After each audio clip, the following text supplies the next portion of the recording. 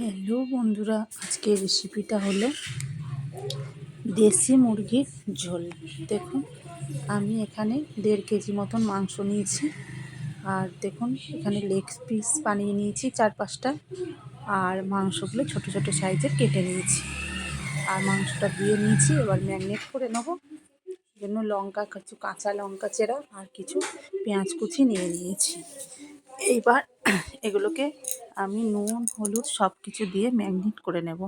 পরিমাণ মতন হলুদ দিয়ে দিলাম, আর পরিমাণ মতন লবণ দিয়ে দেব, আর দিয়ে দেব সামান্য একটু তেল।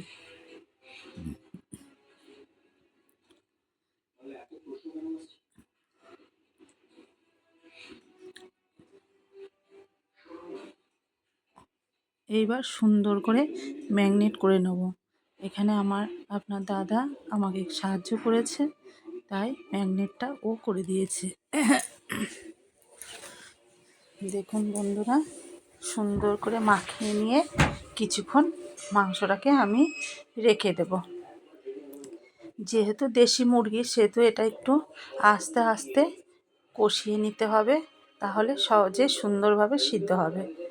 এটা ঝটপট করে রান্না করলে সিদ্ধ হবে না, হাড়গুলো শক্ত থেকে যায় এবং মাংসও খুব শক্ত থেকে যায়। এই জন্য একটু অল্প আছে বেশিক্ষণ করে ফোটাতে হবে আর সুন্দরভাবে সিদ্ধ করতে হবে, তাহলে খেতে খুব টেস্টি এবং সুস্বাদু লাগবে।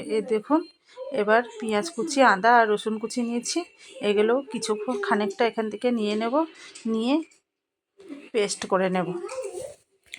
আর জিরে লঙ্কা আমি বেটে রেখেছি। বন্ধুরা, প্রথম থেকে লাস্ট পর্যন্ত ভিডিওটি দেখবেন। আপনাদের যদি ভালো লাগে আমার ফেসবুক চ্যানেলটিতে লাইক কমেন্ট শেয়ার ফলো করে দিন, আর আমার ইউটিউব চ্যানেলটিকে লাইক কমেন্ট শেয়ার এবং সাবস্ক্রাইব করে দিন। আর আপনারা প্রথম থেকে শেষ পর্যন্ত ভিডিওটি দেখবেন।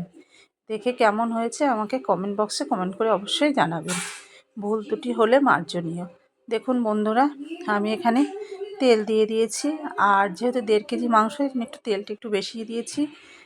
আর শুকনো লঙ্কা 4টে ফোড়ন দিয়ে দিয়েছি।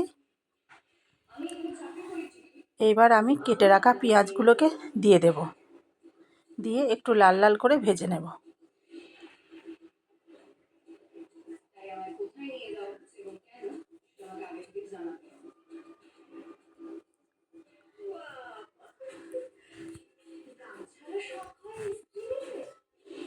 দেখুন বন্ধুরা, এবার দিয়ে দিয়েছি। এবার দিয়ে সুন্দর করে নেড়ে চেড়ে ভেজে নেব। ভেজে নিয়ে এবার আদা রসুন পেঁয়াজটা একবারে পেঁয়াজটা দিয়ে এটাকেও একটু লাল লাল করে ভেজে নিতে হবে, যাতে আদা রসুন পেঁয়াজের কাঁচা গন্ধটা না আসে। তারপরে জিরে লঙ্কা বাটাটা দিয়ে দেব। দেখুন বন্ধুরা, দিয়ে দিয়েছি। এবার আমি পেঁয়াজের সাথে আদা রসুন পেঁয়াজ পেস্ট করা এটা কিছুক্ষণ লাল লাল করে একটু ব্রাউন কালার হয়ে আসলে তখন আমি জিরে লঙ্কা বাটাটা দিয়ে দেব। দেখুন বন্ধুরা, অনেকটাই ভাজা হয়ে গেছে আর কালারটাও চেঞ্জ হয়ে গেছে। এবার আমি বেটে রাখা লঙ্কা আর জিরেটা দিয়ে দেব। দেখুন কালারটা কত লঙ্কার সুন্দর, আর জিরে বাটাটা দিয়ে দিলাম। এবার সুন্দর করে নেড়ে চেড়ে আবার মশলাটা ভালো করে কষিয়ে নিতে হবে।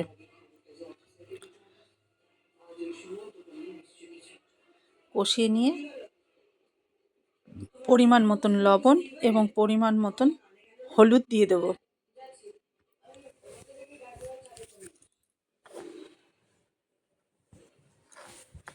আবার কিছুক্ষণ ভালো করে নেড়ে চেড়ে মশলাটাকে কষিয়ে নেব। মশলাটা কষা হয়ে গেলে মাংসগুলো দিয়ে দেব। দেখুন বন্ধুরা, মাংসগুলো দিয়ে দিয়েছি আর ভালো করে নেড়ে চেড়ে একটু কষিয়েও নিয়েছি। দেখুন বন্ধুরা, এমনি করে একটু একটু করে সুন্দর করে কষিয়ে নিতে হবে। এবার সামান্য আমি মশলা দেওয়া বাটির জলটা দিয়ে দিয়েছি, যাতে তলায় না লেগে যায়। তার জন্য আমি ভালো করে আবার একটু নেড়ে চেড়ে দেবো, দিয়ে ঢেকে দেব। দেখুন বন্ধুরা, আবার 10 মিনিট পর আমি খুলবো ঢাকনাটা। দেখুন বন্ধুরা, এখানে ঝোল সুন্দর ফুটে গেছে আর মাংস থেকে কত সুন্দর একটা ঝোল বেরিয়ে এসছে আর মাংসটা সুন্দর সিদ্ধও হয়ে গেছে। এবার আবার একটু নেড়েচেড়ে নিয়ে আবার একটু ঢেকে দেব আর আলুটা আমি দিয়ে দেব। দেখুন বন্ধুরা, আলুটা কিন্তু আমি কাঁচাই দিলাম, ভেজে দিইনি। যেহেতু এটা চন্দ্রমুখী আলু তো একটু ভাজলেই সিদ্ধ হয়ে যায় আর দেশি মুরগি মাংসটা সিদ্ধ হতে সময় লাগে, সেই জন্য আমি আলুটা কাঁচাই দিয়েছি। এই কাঁচা আলু দিলে স্বাদও অন্যরকম হয়। খেয়ে দেখবেন ভাজা আলুর এক স্বাদ আর কাঁচা কষানোর আলুর স্বাদ অন্যরকম। এবার আবার একটু আলুটা দিয়ে ঢেকে দেব কিছুক্ষণের জন্য। ঢেকে দিয়ে দেখুন বন্ধুরা, আবার কিছুক্ষণ পর আমি ঢাকনা খুলে নিয়েছি আর দেখুন কত সুন্দর কষা হয়ে গেছে। আমাদের মাংস প্রায় সিদ্ধ হয়ে গেছে, দেখুন কত সুন্দর সিদ্ধ হয়েছে আর আলুগুলো প্রায় সিদ্ধ হয়ে গেছে। এবার আমি একটু জল দিয়ে দেব। দেখুন আমি বেশি পরিমাণ জল দিইনি, যেহেতু মাংসটা একটু সিদ্ধ হয় সেই অনুপাতে দিয়েছি। আমি একটু মাখা মাখা গ্রেভি টাইপের রাখবো। আপনারা যদি পরিমাণ অনুপাতে জল দেন সেই পরিমাণ অনুপাতে জলটা দেবেন, যে পরিমাণ খাবেন সেই পরিমাণ অনুপাতে। এবার বন্ধুরা ঝোলটা ফুটতে থাকুক। দেখুন কিছুক্ষণ পর ঝোলটা দেখুন অনেকটাই ঝোলটা কমে গেছে আর আমাদের মাংসটা সুন্দর সুন্দর কষা গ্রেভি হয়ে এসছে। ঝোলটা অনেকটাই শুকিয়েছে, আর বেশি আমি শুকাবো না। মাংসগুলো সিদ্ধ হয়ে গেছে, আলুগুলোও সুন্দর সেদ্ধ হয়ে গেছে। দেখুন কত সুন্দর কালারটাও কত সুন্দর এসছে। বন্ধুরা আপনারা এইভাবে করে খেয়ে দেখবেন আর আপনাদের যদি ভালো লাগে আমাকে অবশ্যই কমেন্ট করে জানাবেন। দেখুন বন্ধুরা, আমি লেগ পিসগুলো তুলে দিলাম, অল্প অল্প করে মাংসটা তুলে নিচ্ছি, তারপরে ঢেলে দেব। কত সুন্দর হয়ে গেছে রান্না, গরম ভাতে খেতে খুব ভালো লাগে। কে কে চিকেন খেতে ভালোবাসেন অবশ্যই জানাবেন। আর দেশি মুরগির ঝোল তো খুবই স্বাদই অন্যরকম হয়।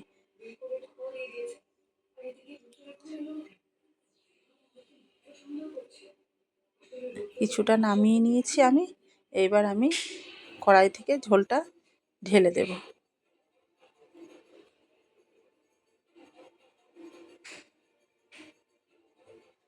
দেখুন বন্ধুরা আমি ঢেলে দিয়েছি। না অনেক খুব ঝোল, না একদম শুকনো, একদম মাখা মাখা সুন্দর তরকারি হয়ে গেছে, একদম রেডি দেশি মুরগির ঝোল। দেখুন গামলা ভর্তি হয়ে গেছে, এক গামলা পুরোপুরি। কত সুন্দর হয়েছে দেখুন বন্ধুরা।